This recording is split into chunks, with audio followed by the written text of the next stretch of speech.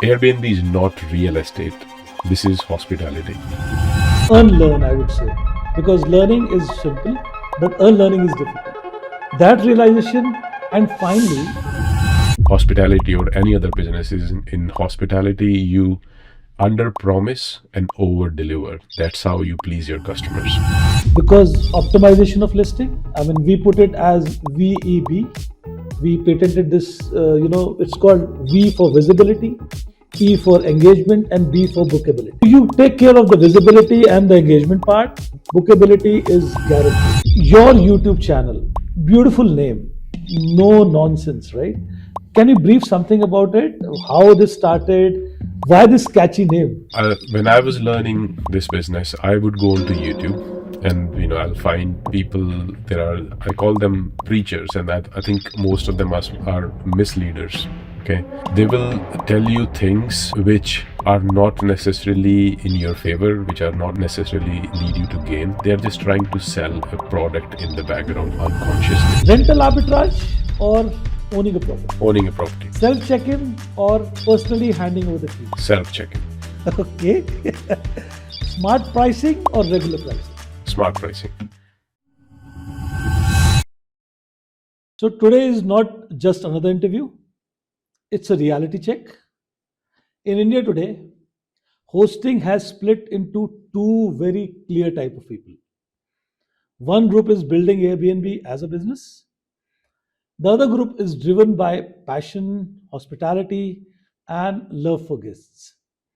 But here's the truth, both are struggling because passion without system burns you out, and business without hospitality kills your reviews.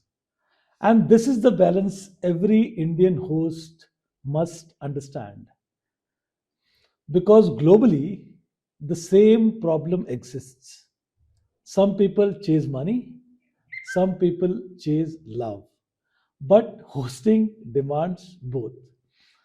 We Indians are emotional, and hosting is passion, but it is also something that makes money, something we want to have cash flow from.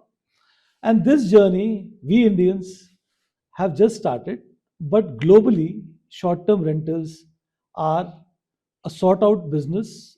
Is somebody who's done it all, who's developed homestays, who's developed systems, SOPs, and very clearly in a no nonsense mode. So we welcome here today Mr. Priyas from the UK itself. So Priyas, it was a great Priyas to get you on board, and thank you so much for being here. You bring in a lot of experience, knowledge from the market which has actually seen it all. We in India are just seeing just the tip of the iceberg, but probably you've seen the iceberg, I think, more than what we have seen. So without wasting much time, let's have your introduction so that our guests know more about you. Sure. Thanks, Sarabdeep. So I'm based in Edinburgh, UK. I'm originally from Haryana, Rohtak. I've been settled here for many years. I started doing Airbnb in 2016. जैसे सब लोग करते हैं, I just bought one property and started an Airbnb and all that. And the returns were great. But जैसे ना, we Indians are always hungry for more. There is never enough. So I've started buying properties. Ek do properties you can buy, but then soon I realized that although it is good money, but it is not scalable to an extent where I can't just keep buying properties one after the other. I will soon run out of money. So that's where the idea came to me that it should actually be a service business rather than an investment. But the key aspect when people start Airbnb they miss is Airbnb is not real estate. This is hospitality. Okay. People get into Airbnb thinking, still stuck in that real estate mode, thinking, paisa aega, you will get a passive income. But it is not passive income as it seems. It needs a lot of learning. It needs you to learn new skills, technical skills, hospitality, marketing, all those things. So that's where I started learning. I'm not from an hospitality background, but I'm from a technical background. So I had to learn, I had a very steep learning curve as well. But then I started offering my services, what I learned by doing my Airbnbs, and I started offering that as a service to people. So 9 years later, here I am. Uh, I train for Airbnb themselves. I do training programs for them. I work very closely with them, and I have three property management companies, one here in Edinburgh, where I live, one in Canada, and one in London. So, yeah, this is where it started. Exciting journey, lots to learn. Yeah, exciting. 2016, you set up your first Airbnb, as you said. Of course, it's a capital intensive business. So sooner or later, we realize that expansion एक limit तक ही हो सकती Exactly. है. The further capital is required. Yeah. And rather than expanding your homestay, you entered into a service business, right? The journey from starting Airbnb, I mean, you said you're not from a hospitality background, and then realizing that there is a lot to unlearn, I would say, because learning is simple, but unlearning is difficult. That realization, and finally coming to that stage where you realize I have enough to give back. Can we go through that journey? True. So you're absolutely right. So there is a learning curve. The biggest learning I had was, when we set up a new business, we set up a flashy shop, flashy home, and then everything is just amazing. But the basic difference in hospitality or any other business is in hospitality, you under promise and over deliver. That's how you please your customers. Okay. So a lot of people, they will get amazing photos, for example, and I did the same mistake as well. I got professional photographer to come with amazing photos and lights and everything, but it was actually hurting my business because the photos did not match the reality. When people walk in, the photos were something else. Okay, so that's one unlearning I had to do. Okay, photo should not be better than the property is. Okay. No, absolutely. So that's one thing.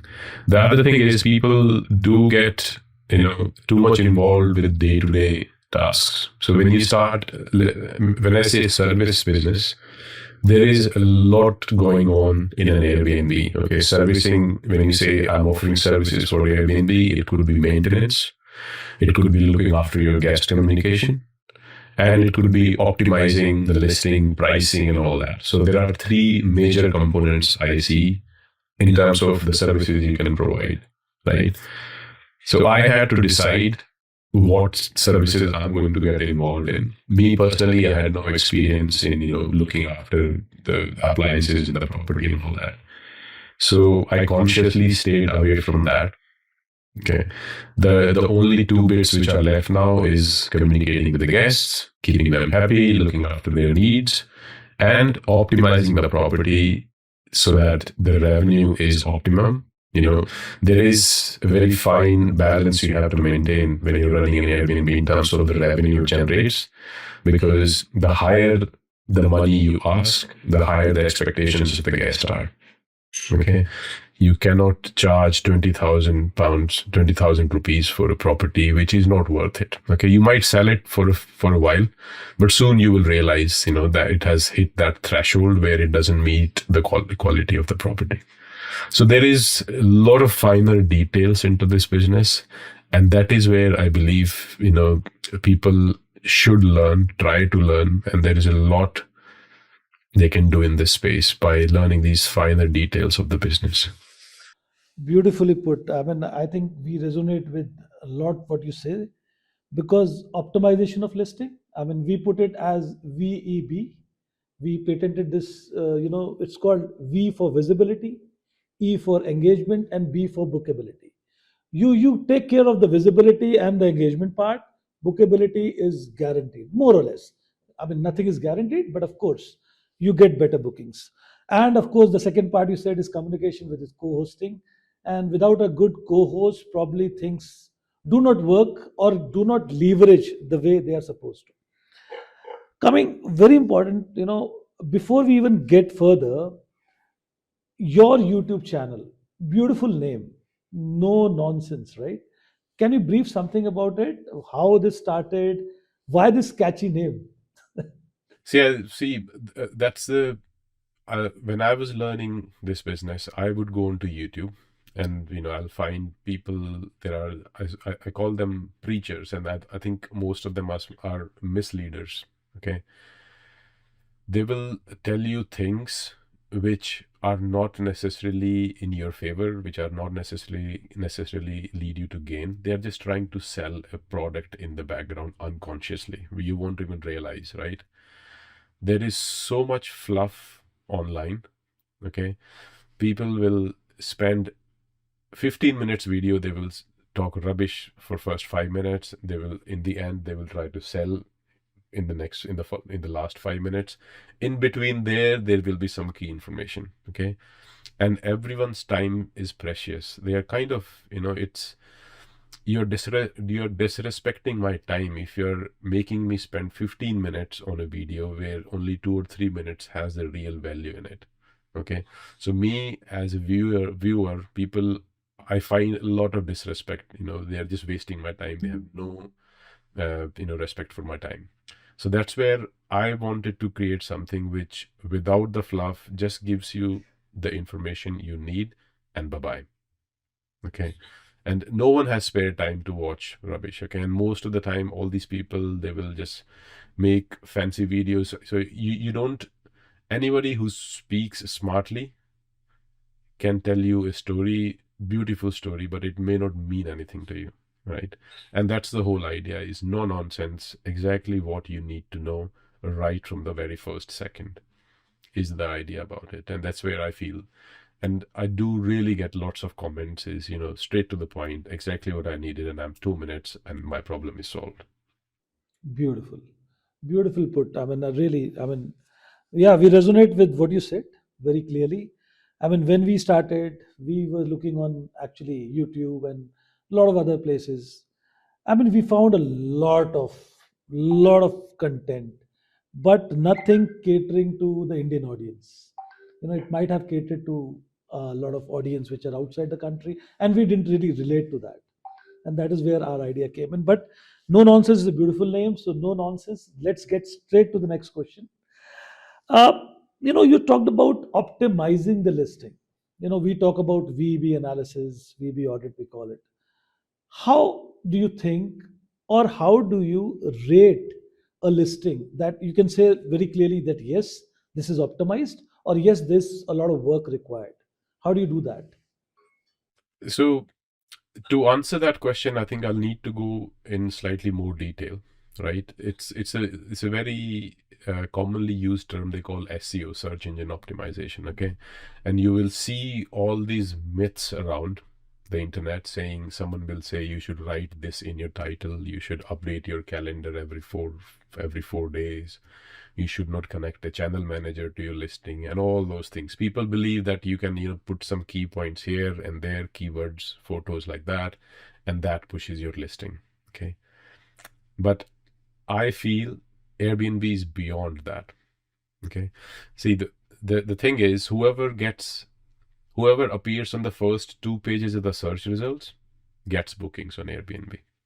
Okay, no one goes on the third page. Like when I'm searching on Google, I just stick to first page, whatever is there, and they say, the best place to hide a dead body is on the second page of Google, because no one goes there. Actually, I was going to say that. You just read my mind. Yeah. So, and it is all about appearing in the first page of the search result, and you will have no problems in getting booking. Now, how do you appear on the first page, right? And people try and predict the algorithm and all that, but the reality is Airbnb doesn't look at your listing and identify whether it is a good one or not. Okay, it is a computer. Okay, all it does is it measures the behavior of the user when they're looking at your listing. Okay, when you first list a property, they will start showing it to people and see how they behave. Okay, how many times they displayed your property, and out of those 100 times, what percentage of people clicked on your property and nothing else. Okay, They're continuously monitoring all this, which listing is more appealing in the first page. Okay. Now, after that, a user lands on your listing. They will look at the first 5 photos. They will look at your reviews. They will read your description. They will look at the pricing. And then they will either decide to book or they will jump out. Okay. And all this data is being continuously tracked by Airbnb. They obviously want to cater the most attractive listing to the people. Okay. No one is going to come to their website if they are having to spend 4 hours trying to find the ideal property, right? So Airbnb algorithm is all driven by the user behavior on your listing. Okay. That's the first thing. Now, when I say optimizing a listing, how do you start, right? The first thing is, if you look at it, the first view of your listing people will get is in that search result when there are 20 other listings being displayed. So the image of your property that appears in the thumbnail, does it stand out in those 20? The cover photo. Cover photo, okay? It has to be the brightest, most colorful, high contrast photo. And that's where, again, even if you're appearing in the first page and no one is clicking, it's useless, right? You want people to click on your photo. So make sure the first photo you use is the brightest photo. Okay. Don't try to mislead people. Sometimes people put some public place photographs. It should be your property. Try and add some colors, easily added. You can add some cushions to a sofa that makes it bright enough. Basically, it should be eye catchy. The first photo is the most important one, the profile photo. Now, if you follow the user journey, if they found your property in the search result, they clicked on it. Now they land on your listing. The following 4 photos which appear are most critical now. Okay, because that is where you want to generate the user interest. You want them to stay there on the page rather than, it's called bounce rate. Okay, they shouldn't just come in and pop out again because nothing is exciting after that. So the following 4 photos have to be ideally of different places in the different areas in the property and interesting. You should generate some interest to the user. 80% of the time people spend looking at the photos, nothing else. Okay. So photos are very, very important. They should highlight the key features. A few key things people usually miss is they're too conservative in uploading the photos. They will have a 4-bedroom house and 8 or 10 photos, right? You tell me, would you book your family holiday by just looking at 8 photos? No. I want to see every nook and corner in different dimensions, in different directions. Give them the confidence. Add lots and lots of photos. Give them the exact detail they want to know so they can book their once in a year family holiday. Right? Try to show them amenities, right? Open the drawers in the kitchen, show them what kind of pots and pans they will have access to, what kind of appliances they have, and all those things, right? These things put together make an ideal listing.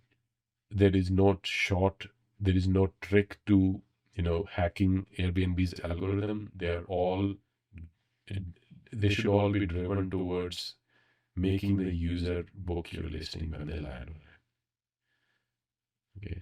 And secondly, the price is completely altogether. Your listing and photos can be all amazing, but if the price is like $1,000, like no one is going to book. So they both you have to find a fine balance, a sweet spot where you are happy with the money and the guest feels they will get value for money as well. Optimum number of photographs. I think at least try and have 2 photos of every space in your area from different angles. At least.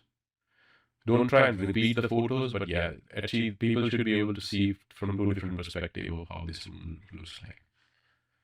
Professionally taken photographs or ideally taken from your phone?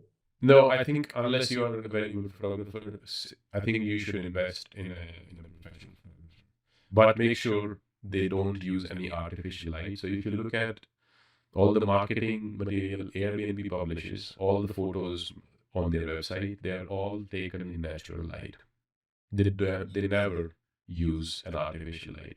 I've been into Airbnb photo sessions for some project they were doing, and the photographer was just he said, I've been given the list of 5 things I have to follow by Airbnb, and the most important thing in that list, he told me, is never to use an artificial light, use natural sunlight. Great, beautiful. I mean, whatever you said totally actually resonates with what we have been saying all along. And we've put it as VEB, visibility. Of course, with a nice photograph, cover photograph, the first five photographs being your star photographs, where you also resonated, give the story of the house because that is what you're looking at. And photos are your first touch point. People nowadays will not read photographs. Yes, then comes the engagement part, the VE part. Now the description, the amenities, and a lot of other things have to flow along with that. And of course the reviews and XYZ and booking. So yeah, so we actually feel validated. I mean, if you're doing, if you're saying the same thing, so that is a good validation. Now coming to, okay, fine, I saw the property. I probably, let's say we have a property in UK or a property in Mumbai. Somebody is sitting, let's say in US, and looking at both properties. Now what they see is the listing. They see the cover photograph. They finally come down to four properties in the wish list. Next comes the value, right? So, what is the next step, after this first step, which is the deciding factor for the guest? Is it the price? Is it the review or anything else? It is mix of both. So it depends how old the property is and how many reviews has it already got. So if this is where the local market research comes in handy when you're launching a property. If this is the first time you're listing your property, and let's say everyone else around you in your area has set their price to, let's say, $100 a night, right? And you're new, you think, well, everyone is getting $100, so I will set my $100, right? But if you look at from the guest perspective, price is fine, but the other guy has got 20 reviews, 5-star reviews. Why would they book yours? Right? They will go with the safer option. Okay. So you need to undercut them initially until you get a minimum threshold of, let's say, 5 or 10 good reviews. Okay. And that's when you firstly undercut the competition to gain some momentum. And once, as you keep growing with your reviews and you start offering more and more services, additional things, that is where you can, come up with at par with the rest of the market. So you have to be smart about it. I think you've summarized it exactly the way I mean, we call it aspirational value. People aspire for a certain value, for a certain tariff per night, because they see the competition that way. They say the other guy in the neighborhood is selling for $100, so my property is also $100. They forget the efforts, the reviews, the systems, everything which is gone behind making that a ₹100 value property. You come new and you said, no, I'll command the same price. Not possible. So very, very finely said. Yes, but aspirational prices can be reached. I was just having a podcast in the morning with another very fine person. You will see it very soon. He said, once you become cult, then you command the price. Otherwise, the market commands your price. He put it in that way. So I think we resonate with what you've said. Beautiful pricing. How? Okay, fine. There's one way of undercutting, getting people on board, and then generating the kind of badges, Subarus, guest favorite XYZ, and the reviews. But what is your strategy of finally coming to a optimum price? I mean, how do you strategize that for your stays? So I think there is no global formula for optimal price. It's all about experimenting and getting it right. Okay. So I would always start a property. Let's say if I think the property price should be $100, I will start it by 80 and then gradually start increasing it by 5 every couple of days or every week until I receive enough bookings, which I'm happy with. And they say there is in hospitality there is a formula. They say if you're more than 50% booked 30 days out, then you are underselling it. Okay, you're priced too low. Okay, so that is kind of a good measure which will tell you whether you're underpriced or overpriced. Let's say I'm selling for 15 nights in a given month, then I'm underselling, right? No, so let's say if you are on 1st of December, and if your January is more than 50% booked, then you are underpricing your property. Because if you look at it, the cheapest property gets sold first, right? If you're receiving too many bookings too far in advance, you were the cheapest for those days. Okay. So that's the key criteria. If when I start receiving bookings 6 months or 3 months in advance, I straight away jump into my system and see what's going on, because I get worried with that. Because if someone is finding me 3 months down the in future the cheapest, there's something wrong with my pricing. I don't want my calendar to be booked so far in advance. I want to catch the last minute bookings when I'm either the most the best priced, most competitively priced, or I haven't managed to sell it, so I might just offer it at a discount. So yeah, there is no right or wrong answer. It's all about experimenting. But this is what I've learned from this. So that's actually a very nice perspective. I think it comes down to the Airbnb analytics where we talk about lead time. So if your lead time is high, that's what you're putting it, then there is a iota of change. You can increase prices or tariff, but if lead time is all right within a certain range, Yeah, and that also is experimental, you can't give a figure to that. true. But yeah, that is the time you're on optimum priced. Okay, fine. But yet again, it's an ongoing process, right? Absolutely. There's no right or wrong answer. No guru can tell you what your property should sell for. But keep yourselves open, and keep researching, keep improving it, and you will finally get it there. And sometimes people, when they're fully booked, they think, oh, I should increase the price now because I've got so many reviews. But again, exactly, that is where people get it wrong, because the value, the presumed value of your property. You can't just, the higher you go, the reviews will impact, your availability will be impacted, everything will. You need to find the golden goose. Once you've reached that level, you just stop and say, this is my price, and I'll just carry on from here. Do you put a time frame in where actually you can find the golden price? I think within a month or two, you would usually find as long as you've been constantly monitoring it, updating it, working on it, I think it doesn't take too long. A month or two, you will find the optimum price for your property. But that again, having said, seasonalities vary. Sometimes you start in a month where there's no actually demand for, because a lot of places are tourist places, seasonal variations. Yeah. Now this is again very important. You talked about pricing. You talked about understanding the AI algorithm. You talked about working on your listing day and night. I mean, seeing what are the dynamics involved and a lot of other things. So this actually sounds very technical. A layman or a person who is already involved in certain other things and starting this as a passive income or a side hustle, does he had that kind of bandwidth or technical knowledge to keep his or her listing optimized in order to ensure best leverage? I think it's more than technical knowledge. I will say it should be common sense. Okay. You don't need to learn any of the technical, the jargon we've been talking about. All you need to do is just open your listing and look at it and think from a third person perspective. What would they find interesting and where I can improve my listing on, right? Show it to your friends, keep improving it as you go along.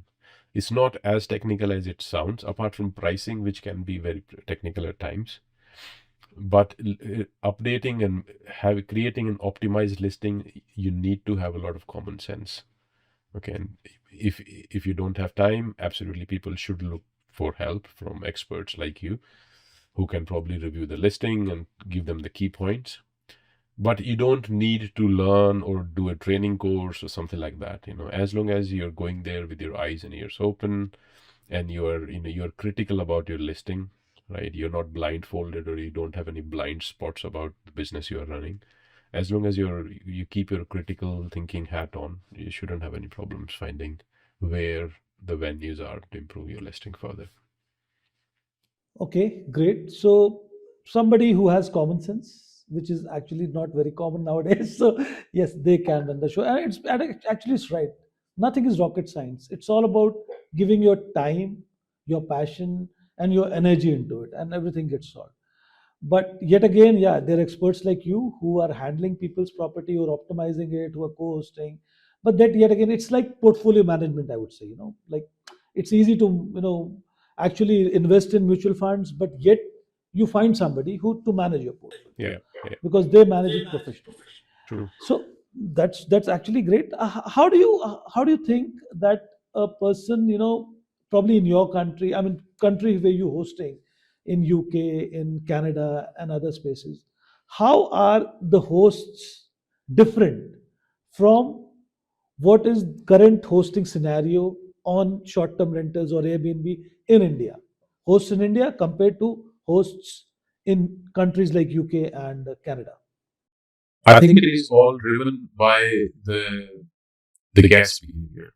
Okay, the guest profile, I would say. Okay, uh, the guest behavior and the profile is very different to in Western countries than in India. Okay, we Indians are very demanding. Okay, we are ruthless when it comes to hospitality. If when they're especially when they're traveling, they don't realize it is somebody's business, and the others person standing on the other side is also a human like you. They're probably their their their their house is being run on this income. Okay, so there is, I think, people in India still need to be a little bit more sensitive about other person they're dealing with. Okay, the hosting style is driven by that. Okay, I've hosted properties in India, in Goa, and I still host a few properties in Delhi. The key problem people face in India, I believe, is no one wants to book it via Airbnb because there is tax involved, there is service fee involved, and everything. They just want to book it direct, pay you cash, and you'll be happy, and I'll be happy. But people don't realize, the risk they are taking when they are dealing with somebody directly.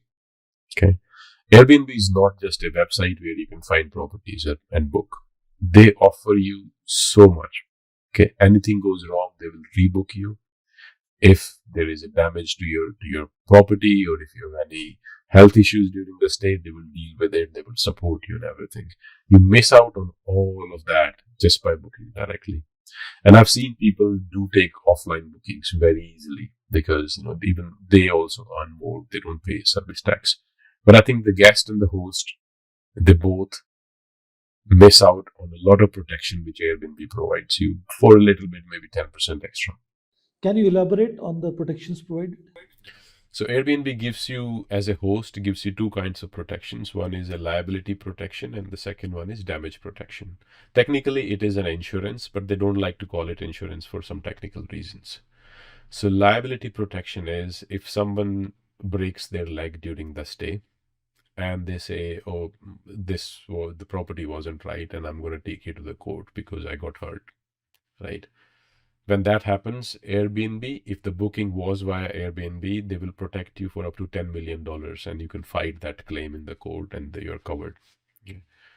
Second is the damage protection, which means if the guest comes and they breaks your TV, or they break something else, or they damage the pillow or the mattress or things like that, Airbnb covers the cost of replacing or repairing that item up to $2 million, which is again a huge amount.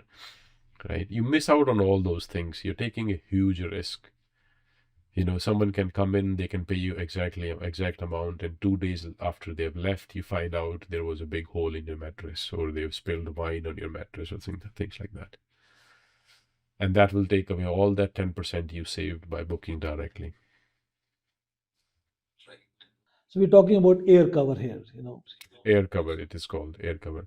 So that is where the biggest difference I feel is in Western countries, in these countries where I host, the host understands this very clearly. Okay, they know the advantages of booking, whereas there is still the lack of, I would say, awareness in India amongst hosts about what kind of protections they get when they get a booking from Airbnb. Do you think that it is in India specific, or it is basically this concept is new to people? So probably a lot of learning or a lot of efforts of educating is required by Airbnb or people who are hosting. Actually, we put it that way that hosts, the Airbnb hosts, actually have the duty to explain to the guests or probably educate guests that this is the advantage. So do you think there is a gap? I think there is definitely a gap. We, especially we in India, we are still getting used to the online world. I'm not saying we are far behind, but in terms of consumer rights and everything that comes along with it, there is still a room for improvement there. We need to be aware of the consumer rights and how things work when you book a reservation online, what kind of protections you get. Like, I'll give you a very simple example. The very prevailing thing in India is don't use cards, because if you're using a debit card or the credit card, you might get you defrauded and things like that. Because we are using UPI now. So that thing is gone actually. True. But if you look at it, credit card is the safest thing you can use, right? If someone steals your credit card, and let's say they do a shopping of 2 lakhs, right? When you get a credit card from your bank, it comes with that protection. No matter what you do with my credit card, as long as it was not me using it, you phone the bank saying someone has done a fraud with my credit card. Okay, there is a difference. It should not be a debit card, it should be a credit card. Okay. You just phone the bank will straight away pay you that 2 lakhs into your account, what has been defrauded from you. And they will find out, investigate whatever they are meant to do. So credit card is the safest thing you should use. Everyone should use credit card if you really want to get rid of the frauds and everything. Okay, but that is the awareness level, right? People still don't realize this. They still feel either cash is the safest or UPI is the safest, right? But no one can steal money from your credit card because you have that protection by the credit card company. But UPI is actually beautiful. It has literally increased digital transactions like anything in India. Even a roadside vendor now has a UPI code, and so easy now. It's become so easy. But yeah, that's a good knowledge about credit cards. Coming back to Airbnb. Now, sir, tell me, a lot of people here in India, and that's Airbnb data clearly stating, people start Airbnb business in India. At least 80% of them, they take it as their income source, like a business. And probably in other countries, it's more of a passion-driven work because people are, a lot of elderly people are there who need company. They have big properties, so kind of a sustaining model for properties. But India, it's specifically for business. At least 80% of them. Do Airbnbs really make that kind of money? Yes, so not every Airbnb. Uh, Either the location matters a lot. Okay, so as long as it is in a location where people won't even think it is near office area, it is in a commercial corporate, if you have a corporate park there, you will have no problems. Or it should be in a very touristy area where whoever comes to the city comes and stays. Now, you cannot choose the location of your property, right? So if it is some 1 hour, if it is 10 miles away from the heart of the city, what can you do? You can still do a lot. Okay, you can offer things which no one else is offering, and I'll give you an example. I bought a very small uh, cottage in Scotland, I think 5-6 years back, and it was about 45 minutes away from the city. Okay, and Edinburgh is hub of everyone who comes to UK. They go to London and they go to Edinburgh. So everyone was telling me no one is gonna come 45 minutes away and stay in your cottage. Okay, what I did was I added a hot tub to that cottage, and I designed the whole cottage as a romantic experience. Okay, I would, yeah, I would offer them a wine, a chocolate, and I didn't need tourists coming there. All the local people, they were booking that cottage for their anniversaries or their birthday parties and all that, because I was offering an experience. Okay, it shouldn't be a bog standard room, because why would I book a your Airbnb? I can find the same or probably cleaner room in a hotel, right? So it's about offering experiences that can make your business really flourish. So, as long as you're offering an experience, you will have no problems getting a decent amount of earnings from the property. That's actually beautiful put. I mean, hotels or Airbnb, what will be your choice and why so? Personally, I would never stay in an Airbnb because I know what goes behind the scenes, and It's like, in India they say, हलवाई अपनी मिठाई कभी नहीं खाता है. हाँ, exactly. वही है, But exactly वही है. Because especially when I'm traveling with families, with my kids, I don't want to walk into a place which is not been cleaned and all that. The risk factors are always there, so I will always book in a hotel, because I know I will get a service based on the chain I've booked with and all that. But if I'm traveling alone, I'll probably. but you don't know behind the scene what happens in a hotel. Probably the other way around, So it's just, ignorance is bliss. Let's put it that way. Beautiful. Talking about experience, that we talk about this all the time on our channel when we have consultancy calls. I mean, I think it's the same trend everywhere, and it's the trend in India too. People come to Airbnbs not for staying per se. The main selling point should be two things. What is your USP you're offering? And that boils down to experience. And you rightly put it. You change the whole scenario by providing that kind of experience, and you were not dependent on tourists anymore. It was the locals who were booking your experience rather than booking the stay. What else do you think can create USP for a property? So I'll give you another example. A couple came to me a couple of years back, and this thing can be very well be applied thing in places like India. So they had a farm, basically खेत होता है जैसे, उसमें उन्होंने घर बनाया हुआ था. वो वहाँ पे एक तरफ रहते थे और उन्होंने they had an outhouse kind of two bedroom, and they said, what can we do here, because we are far away from the thing. So the idea we came up with was to do treasure hunt there. Okay, okay. Yeah. And all you need is those two metal detectors you can buy from Amazon for I think 4-5 हज़ार के आ जाते होंगे, I think.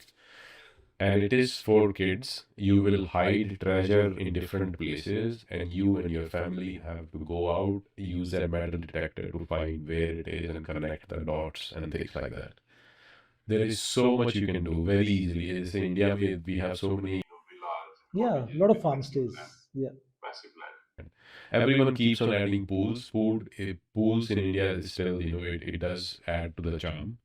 But, people can't stay in the pool all day, right? You need to offer something else as well. You can offer them these kind of things, treasure hunt, or if you can offer them fruit picking is another thing you can easily do.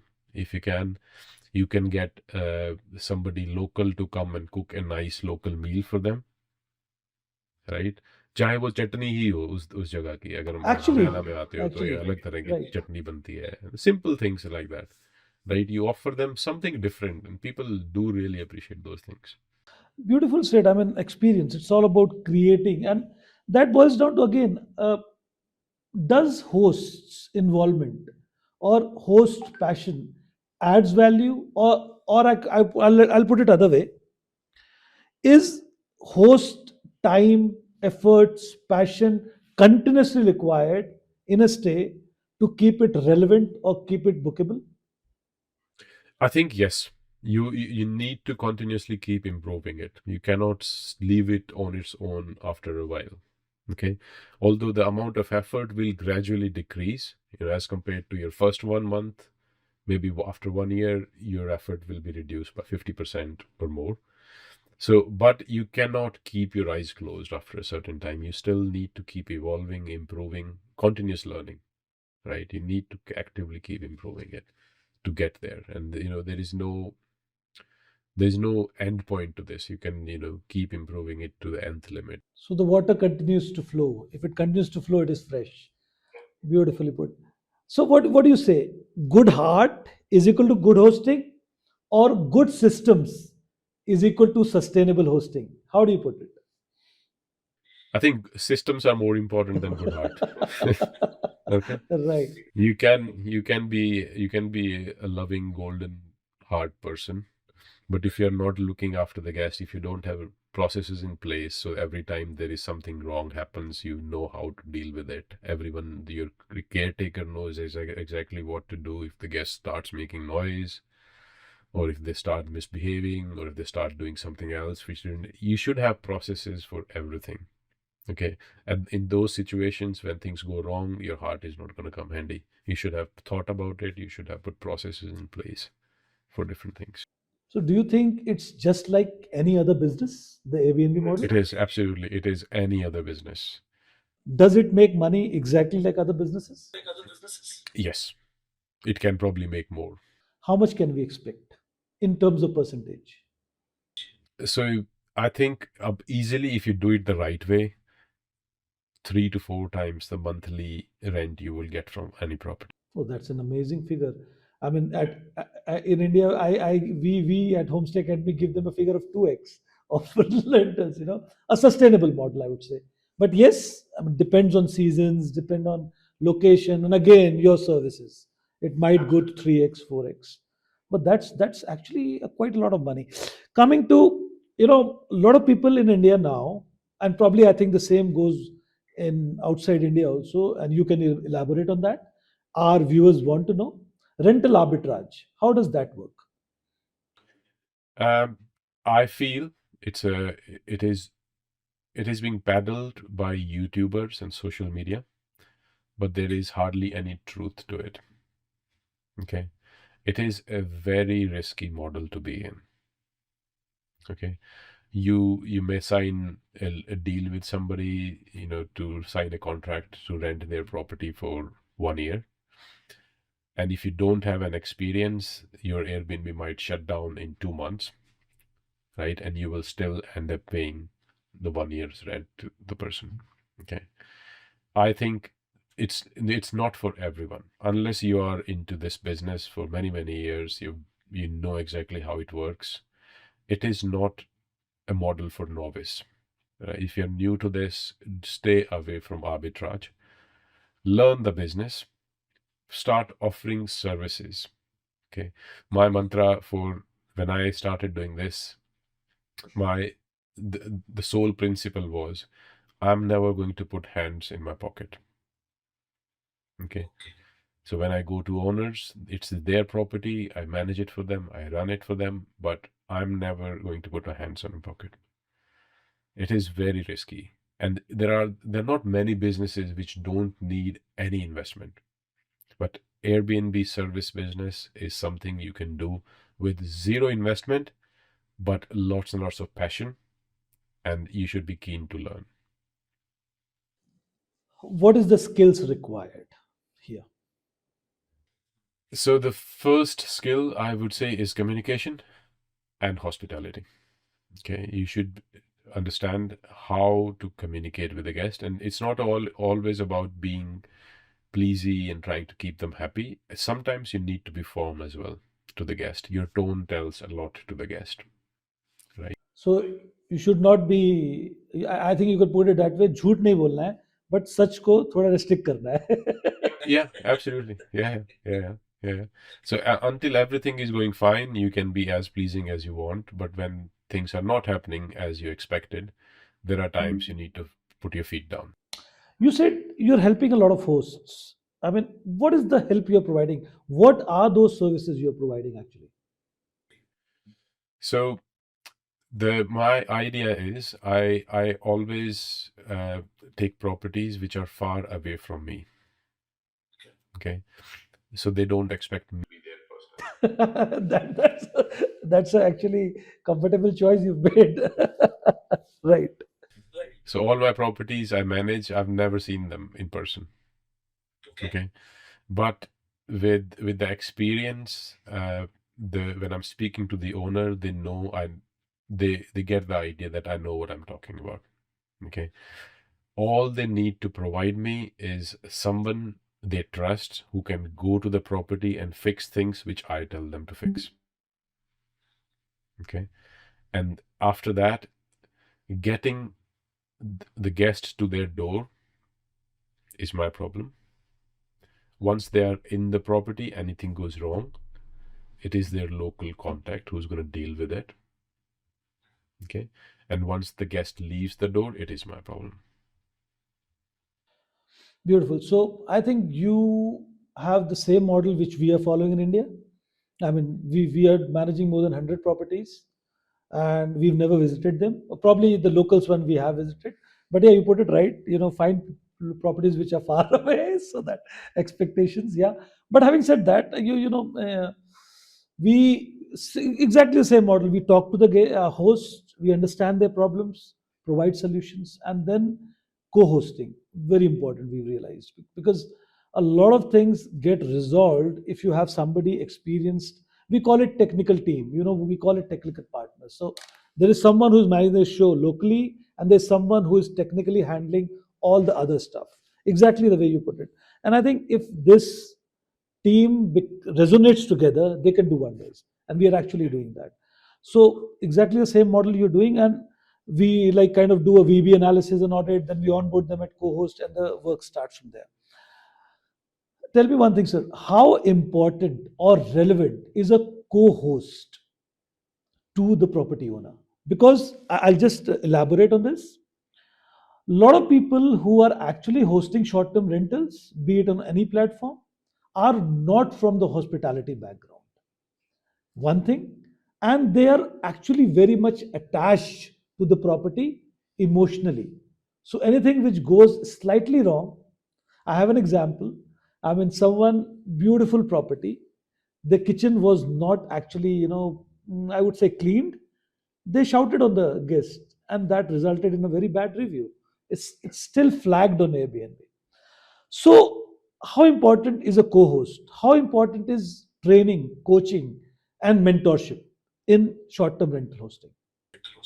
So you're absolutely right. The owner, the main host, the property is very close to him. Okay, he doesn't want any bad reviews. Okay, and I always tell when I'm onboarding a property owner, that see, reviews are vanity. Okay, and the money you get in your bank account is sanity. So let me look at the Beautiful. Can you repeat this once again? I really like that quote. Okay.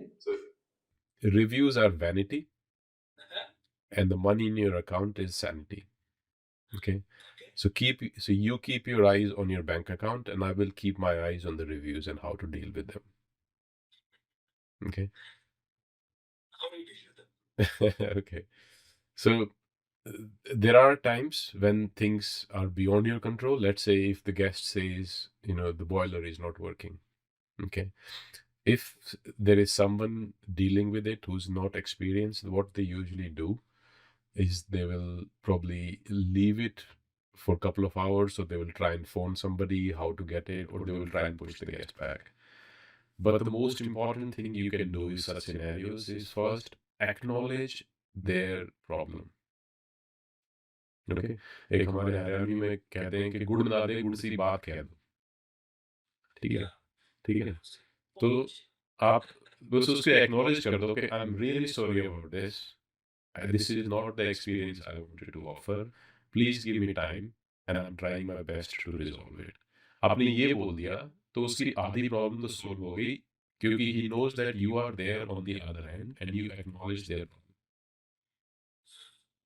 And there will be more understanding after that about you. अगर आपका 6 घंटे बाद भी अगर आप कोई नहीं ढूंढ पाए हो, they will listen to you, they will understand, वो समझ जाएगा, right? अगर आप 6 घंटे बाद उसको कुछ रिप्लाई करके बोलोगे कि we've been trying and we didn't find anybody to fix it, he's not going to be nice to you. Okay? तब तक गाड़ी निकल चुकी है. So it's all about, this is where anybody who wants to get into service co-hosting business, and I've coached a few people in the past, which I stopped doing now. They want to get into the property, they want to manage the property. They have zero experience so far, but they want to charge the same amount which everybody else in the market is charging with tens of years of experience, right? You need to learn it first, right? So that's how I did. So I had one property, two properties, I learned it. Okay. But you don't need to have a property to learn this business. Okay. If it was me going back again, I didn't have any properties, I will reach out to anybody nearby, my friends or family who's already running an Airbnb, saying, can I be your co-host? I'm not asking for money, I just want to learn it. And I will help you improve things. I will help you communicate with the guest for zero. This is kind of an internship you should do for maybe six months, and watch it closely, learn from it, and maybe reach out to more people. And once you have 3-4 properties in your profile, even though they are not paying you, using those 4 properties in your Airbnb profile, you can go to a fifth person, say, look, I've been running these 4 properties for 6 months. Can I manage your property as well for X percentage? That is when people will be more listening to you. When you have a profile, you have some credibility, and you will know what you're talking about, rather than starting from scratch and expecting someone will give you 20% of their business for doing from day one without an internship. without an intention or without any previous knowledge. You don't want to be learning on the job. Beautiful. I mean, we call it that the first property is your MBA. First, get your MBA done, and then you work for it. I think you put it very beautifully. I mean, there is no harm in learning. I think ये old style है ना यार. This is how businesses have always been driven. A son comes to his father's business, sits on the seat, carries all the work. He does all the work, which carrying the cartons and doing all stuff, going from to the market, seeing the sales, even गल्ले पे बैठ के जो कहते हैं हम लोग, उस तरह से हम धीरे धीरे सीखते हैं, रवा होते हैं, और फिर उससे हमें रियल टाइम ग्राउंड की नॉलेज आती है. And that's exactly what you saying कि ग्राउंड पे वर्क कर लो पहले, फिर एस्पिरेशनल अपना डिमांड करो. और डिमांड क्यों, कमांड करो ना. You command that kind of I think you've put it very nicely. So co-hosting, uh, I see you provide a lot of training courses. How relevant are they? And do you think by taking these courses, by taking this journey, of course it involves payment in terms of cash, in terms of investment of time also, does it help the hosts? Does it help people who are going to start, or probably they're already experienced? So in the courses I provide, or anybody else who provides, I'm not going to teach you which you cannot find by yourself. Okay. But the only thing these training programs do is shorten your time to gain that knowledge. Okay. You can learn all those things by doing the business, failing for 2 years, or you can join my training program, watch it for 10 days, and I will tell you all that you're going to learn in those 2 years, next 2 years. Right. And it is basically saving your time. I'm not going to tell you something which I've found and you're never going to find out. You will find out, but I'm just going to shorten that time which you're going to spend to find that. Beautiful. I mean, I remember a sermon. I heard something from Osho. He said there's a difference between knowledge and wisdom. So you can learn from the wisdom and reduce that time frame. He was talking about East and West. So exactly, I think you put it very beautifully. So exactly, yesterday we were having a conversation with one of our hosts. We co-host for them. Actually, they started the process with us. One of the initial believers in us from Hyderabad, Mr. KV. Why I'm quoting him? Yesterday, I mean, it's a beautiful story actually. Yesterday, he had the honor of, he has multiple listings now. So one of his listings is 50 bookings, 50 reviews, and 55-star reviews. So as soon as he got that, he shared it with us. He called us. He said, it's like, it's like the same kind of feeling, emotional feeling, which a son or a daughter would have to show his report card to his father. And it was a very humbling moment. He's 50, 55 years old and very learned, very experienced. He researched us for 2 months, talked to us, and again 2 months research. Finally, we are co-hosting him since last 8 months now. So things like that, when we were discussing, the important thing that came into the conversation was trust factor. Somebody sitting miles away, countries away, oceans away, how can he generate that kind of trust in you or in a person who is consulting him to give that property's management a co-hosting to you? How do you create trust? That is where the internship, the knowledge will come handy. Okay, if I don't have an experience and I jump on a call with you, the person will realize it in the first few seconds that you do not have an experience. Right. Very nice. You cannot talk your way out of it. Okay, that is where the knowledge is extremely important. If you know your business, the person will straight away in a minute or two will realize you know what you're doing. Okay, and obviously there is still a trust factor, but that is where your knowledge comes handy. You're going to tell them things which they have not realized yet, or you're going to show them some avenues of uh, additional income. So people only think of Airbnb as the only income, but there is a lot of tertiary and ancillary income your Airbnb business can. That's interesting. Elaborate, please. Okay. Uh, for things like, I'll give you an example, and I think we are diverging from the main. Yeah. But this is an important one. We'll come back. First, let's finish the first one. Yeah. Yeah. So I think that is where the knowledge can comes handy. If you know your business, if you exactly know what you're talking about, there is not going to be any trust deficiency with person you're talking to. Okay, Okay, that's the first and you one. have built your Airbnb profile. You can show them the Airbnb profile, and that adds another layer to the whole thing. At the end of the day, the other person still has to take some risk. You cannot take away everything because you've not met them in person yet. So there's still. A lot of doubts exist still, even after people believe you. Like what we are facing. Somebody from Jodhpur calls us and says, "Is somebody going to visit my property? How can you list my property? How can you be so sure that you will list it, optimize it correctly, and also co-host it correctly?" So, what is this? I mean, if somebody is watching this today and having the same inhibition, how do you clear that inhibition? So I used to have exactly the same problems when I was starting and until I had a profile, right? And I completely agree with them. If I was in their place, I will be asking the same questions. They're not asking you the wrong questions. But what I used to tell them is, sir, there is no contract between you and me. You can kick me out any day if you don't like what I'm doing. Okay? They love it. Okay? And for first 6 months, until we have a solid relationship, all the money will be coming to you first, and then you pay me my invoice afterwards. These two things paired together, there is nothing for the other person to lose. Right? They will say, okay, yeah, why not? I'll try you. Because they know the money is safe. And if they don't like you, they can ask you to leave anytime. There is no notice period needed. So you have थोड़ा सा झुकना पड़ेगा आपको because you don't have an experience and a profile. You can't be demanding from the day one. I think that's, even if you have the profile, it's a very fair ask, by them, because they're believing in you.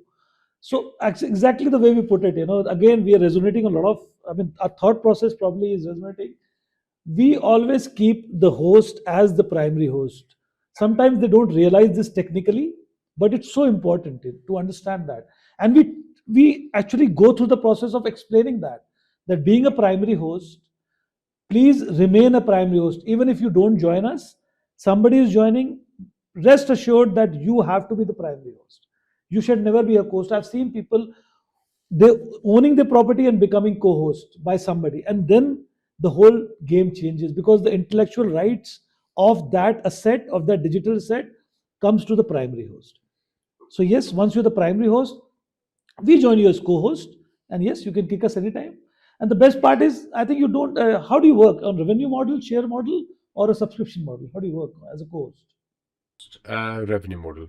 So I take a percentage from their revenue. So this is beautiful, and this you can align with the Airbnb app now. Yes, yeah. So Airbnb can split it for you. You don't even have to chase them for that. You don't have to chase them. So that's beautifully designed. So it's kind of a framework which Airbnb does believe also, because they've given that profile of co-hosting. I mean, this is beautiful. This is very nicely put. Co-host. So you think, if in one sentence, co-host important or not important? 100% important. You cannot be working all the time. So the main host, if you look at them, they have a property. They are probably busy somewhere else. That's how they managed to get this property for Airbnb. Right? They could be traveling, they could be working, they could be in hospital, things like that. Right? But you need to respond to the guest. The guest doesn't care whether you're working or sleeping. Right? They want answers promptly to their queries or questions. So the response That is time. why you need a second hand. And if that second hand can be a professional who knows it, nothing like it. How many properties are you co-hosting, if I may ask? 245 Oh, beautiful. And that is across countries? across 9 countries. Beautiful. Amazing. I mean, we aspire to be one of, I mean, we're not close. Trainings, the Homestay Academy was always started with a vision of training, learning together. So, is, if you see, because you come from the both worlds, you come from India, you have work across nations, probably not so much in India, but across developed countries and other countries where Airbnb is already matured. How do you see short term rentals phasing out in India? One thing. And what do you see will be the problems? Probably we could relate with the problems which we already have faced in countries where Airbnb or short term rentals have matured. Okay. Every city and every country is now realizing that Airbnb is kind of taken over their local rental market because everyone wants to earn more. So people are renting, giving, there are less properties for rental in the rental market than Airbnbs. That's what's happening in the rest of the world where Airbnb is very popular. Okay.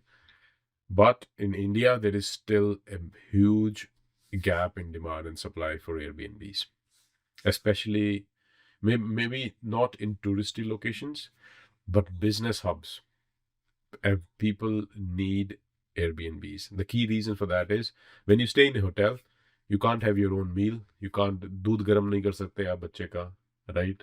आप अपने हिसाब से खाना नहीं बना सकते. And एक दो दिन के लिए तो you can stay in a hotel, but when you have to travel for business for a week or 2 week, you would still want to have your own home cooked food, right? And that is where the Airbnb thing adds the extra advantage कि आपको kitchen मिलेगी, आप अपना खुद बना सकते हो. They will probably provide you, कोई खाना बनाने के लिए भी provide कर देंगे and all that. So there is a lot of advantage for people to when they are traveling on Airbnb as compared to. You touched a very important, point here. Kitchen. Kitni important hai? How important is it in the whole scenario of Airbnb? I think that is the biggest thing that sets it apart from a hotel because you get your own kitchen. But एक चीज clear है sir, हमारा experience, kitchen बहुत important है दूध गर्म करने के लिए, मैगी बनाने के लिए. उसके आगे ladies are not going to cook. Yes, they're very clear with that. So yes, what we've seen is, if you're providing a villa or a experiential stay, getting a good cook to your stay, adding that cook or chef services adds a lot of value. Absolutely, you have to. I started managing few properties in Dubai. So Dubai has this. They always, every flat has a servant quarter as well. along with it. And they want, it is like the basic need there. You need to provide a butler, they call it. Okay, who will cook for them, who will clean for them, will be there all the time. And that is something we can try and add in India as well, because everybody would love it. And it's kind of, this is where you add an experience to it. आप अपनी पूरी family के साथ enjoy कीजिए, आप घूमने आए हो, we will take care of all the hassles, खाना बनाना, कुकिंग, एवरीथिंग, क्लीनिंग. नहीं, एक्चुअली इंडिया में तो ये गिवन है. I mean I give you very cleaning fee on Airbnb. Abhi, you might, which I don't know how it works outside. I have paid a lot of cleaning fee when I have booked Airbnbs outside. India में cleaning फी करके concept नहीं है अभी, because that's a given. भाई साफ तो आप रखोगे, ये part of the staying experience है मेरा. और एक केयर टेकर, एक हाउस कीपिंग, मैं नहीं किचन साफ कर रहा. इसीलिए तो मैंने आपको एग्जाम्पल दिया. हमारे एक host, kitchen was not cleaned, and he they had indifferent experience, I would call it, and that reflected in the review. So ठीक है, नहीं साफ किया, नहीं साफ किया, you charging for it, so why bother? So yeah, but मुझे एक चीज समझ में नहीं आई. I mean, see, when you talk about Dubai, चलो एक बार फिर को भी दुबई में Indian, lot of Indian labor मिल जाती है आपको, caretakers. But what about other countries, developed countries where labor cost is very, very high? I mean, affording a housekeeper or somebody is actually very costly. So, वहाँ पे भी, do you require somebody, a caretaker or something? No? Absolutely not. But that is where you can put together other services, okay, and add an experience. At the same time, you can be earning more as well from your property, okay. For example, and this is, we are coming back to the point which we slightly touched upon earlier, is there are a lot of other extra revenue sources you can add to your Airbnb, making you more money and adding to the experience of the guest. Okay. For example, everyone who's traveling, they want to visit somewhere, sightseeing, or they will need a taxi, probably, right? They will probably like a massage, or someone to, for hairstylist, for example, right? All these services which they will need, you can provide them, but there is a fine line here. When you provide these services, you need to make sure you stay away from this. It should not look like that the hairstylist you sent to their flat, or the massage person you sent, was part of your service. Okay, it should not be, because you want to be rated only for the quality of the accommodation you're providing, nothing else. How do you do that? How do you different? Exactly. So every company which offers online, for example, Uber, even Thunderclap, I think Urban Clap in India, is it? Yeah, Urban Clap, right? All these companies, they offer a referral fee, an affiliate fee. Okay. You, as an Airbnb host or an Airbnb management company, just needs to sign up to their affiliate program. After that, you get a link, which is your affiliate link. Anybody who clicks on that link and orders something, you will get paid for commission. Right, right. Like the Amazon affiliate and a lot of other affiliates. Exactly, right?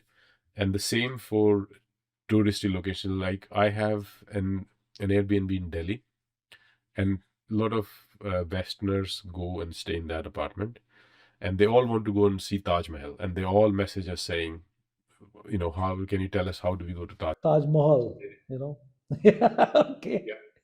Right. So there is a website called Viator, for example. Okay, it's part of TripAdvisor. They all the the tours and guides and sell there.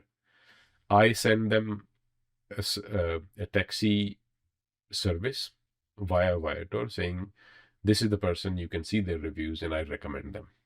Okay, I recommend them. I make sure it is not part of my service.